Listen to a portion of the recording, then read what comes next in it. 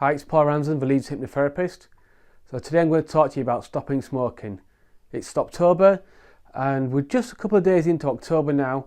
So some of you will have been hitting some pain points, you're having some struggles with actually stopping on your own.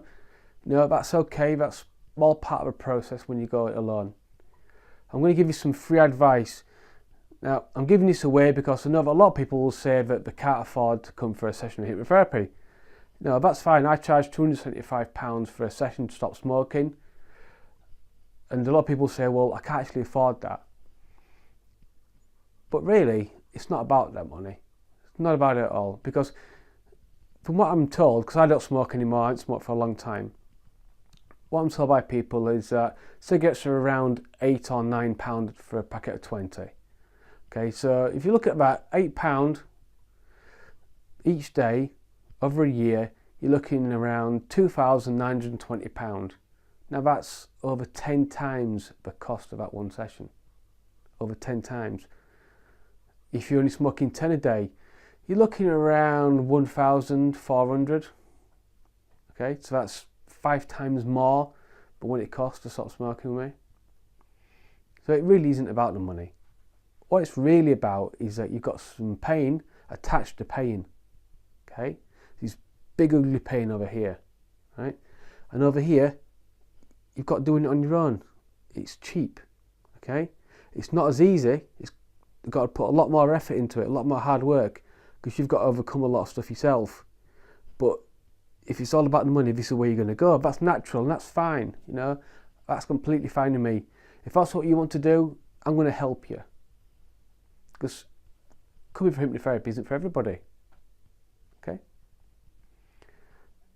Now, these pain points, okay, these are really important because we're driven by pleasure and pain in life. We move away from pain, we move towards pleasure. So, with smoking, generally, it's the perceived pleasure in that moment when you're smoking that gets you to keep smoking. The pain, you only look at it short term. This is what happens with smoking. Smoking is a really good thing at blotting things out. So it blots out the future and just looks at what's going on right now. What pain and pleasure have I got in my life right now concerned with smoking? Okay, so unless you're actually getting some of the symptoms of like emphysema or cancer or anything like that, the short breath, tight chests, okay, if you haven't got any of those issues going on right now, your pain is going to be very, very small. Okay, you're not going to, because you're looking at the short term, but your pleasure is going to be quite high because what you perceive to be the pleasure from smoking is bigger. But generally, you have to find that that perceived pleasure isn't actually really about smoking. It's normally about relaxing, taking time out. It's about your social group, things like that. Okay, that's not really what smoking is. Smoking is something completely different, but we mask it with our subconscious mind so that we'll continue doing it. So when you start to look at the long term with pain and pleasure, that's when you can really start to make the changes. Now, we kid ourselves that the long term pain is going to happen to us, that we'll be one of the lucky ones. Around 50% of people who smoke will actually get some sort of issue from smoking. That's directly related to smoking.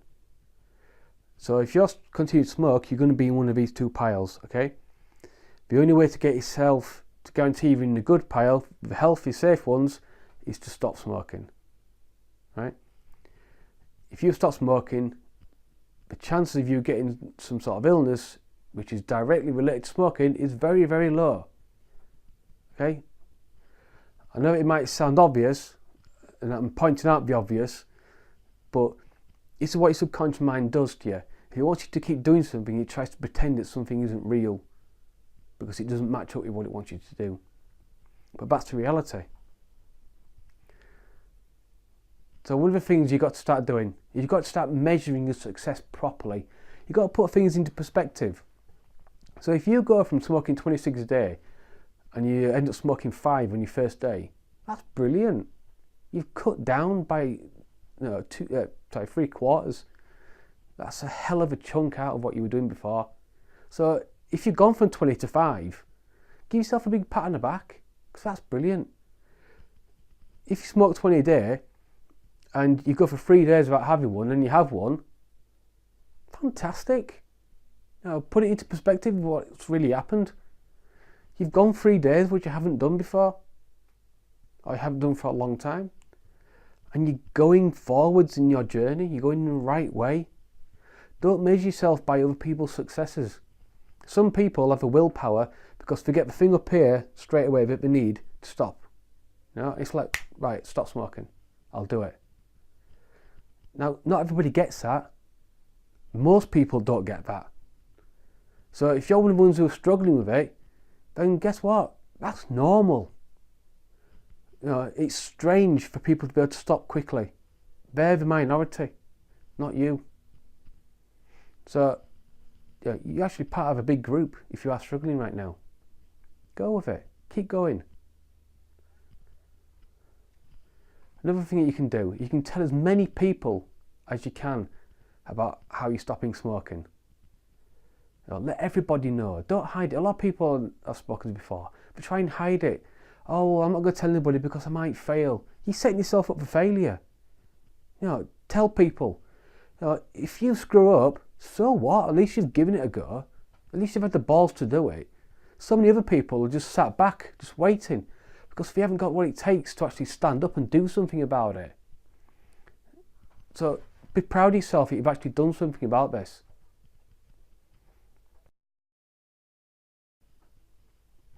When you start telling people about it, you're going to find that some people are going to support you and some people aren't. Now that's good for you, because really it's like separating the wheat and the chaff. You've got to decide about who you're going to start paying attention to, whose criticisms you're going to take on. Some people have got the best interest for you. Okay, they're going to look out for you and give you all the help that you need when you try and make change in your life. They're the sort of people you want in your life. There's going to be other people who are going to try and pull you down. These are a bit like crabs in a bucket. If you go crabbing on a beach and you put one crab in a bucket, it can climb out on its own. But if you put 2 crabs in, what happens is when the first crab tries to climb out, the other one grabs it and pulls it back in because it doesn't want the other crab to leave it in there. And that's what some people are like. They're like crabs in a bucket.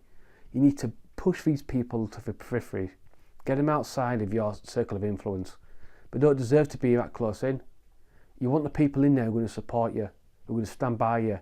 And if you do slip up, they're going to say, oh, you know what? It's fine. Get back on it again. Get going again. Make sure you separate the wheat and the chaff in your life.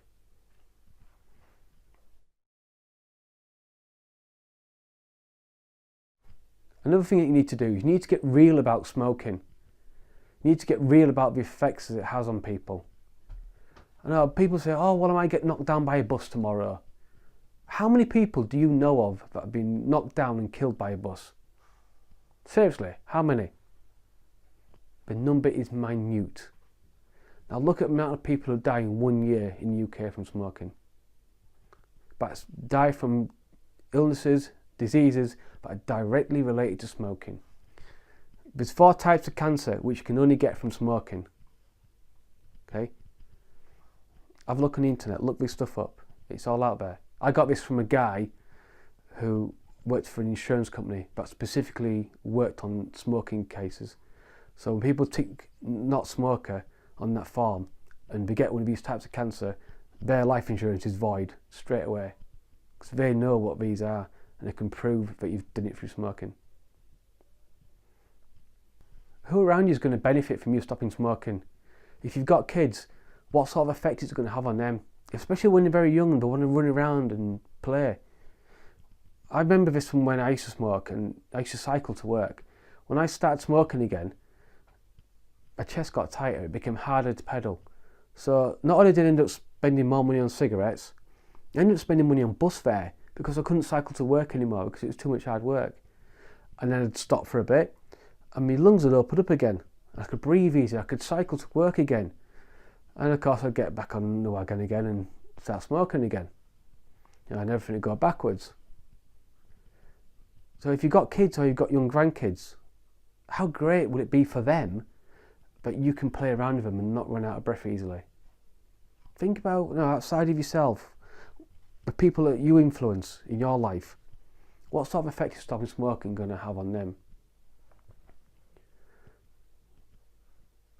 What's your plan B if you don't stop now? What are you going to do differently next time? How soon are you going to do it? You've got to get these things in place. You've got to have a plan. You need to work out what you're going to do, when you're going to do it, and how you're going to do it.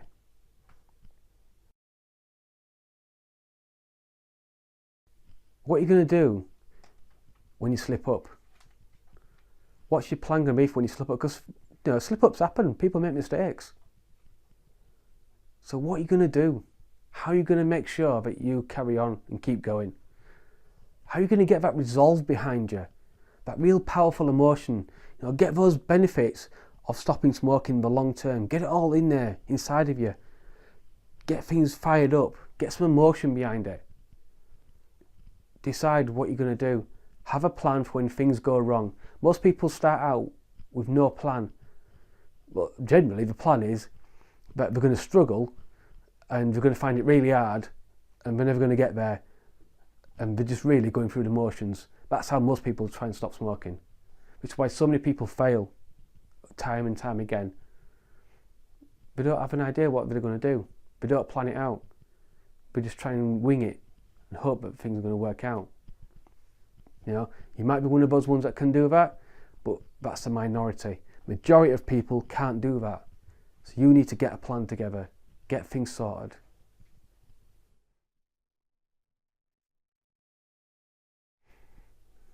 Another tip for you is practicing affirmations.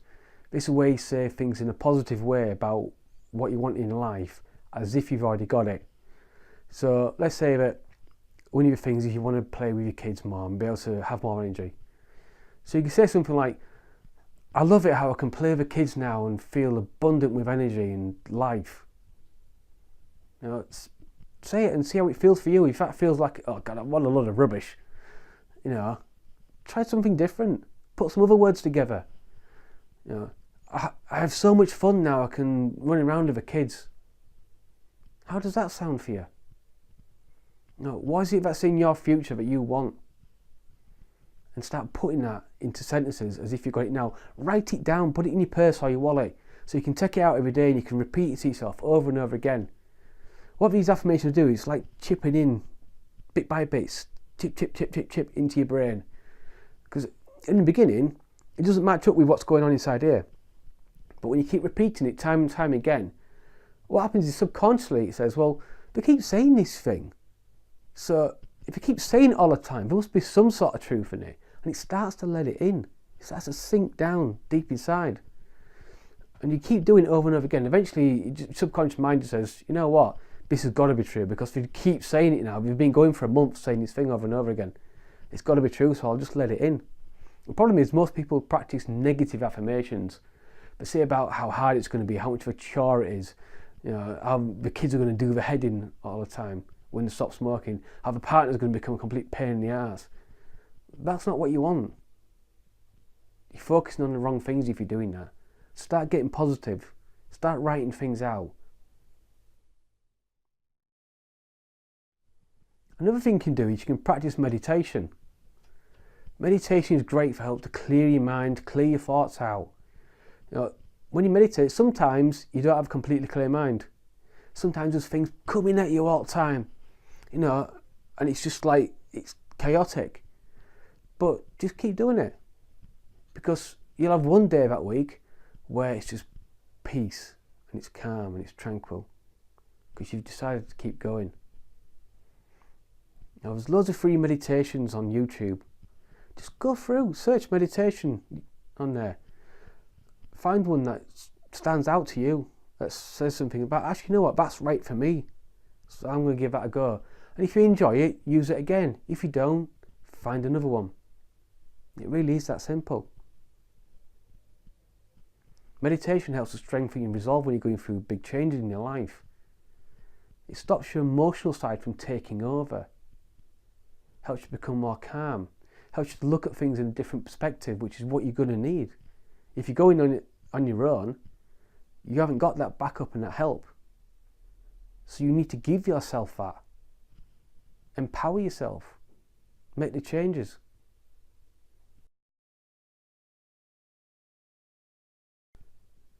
No matter what happens, keep going.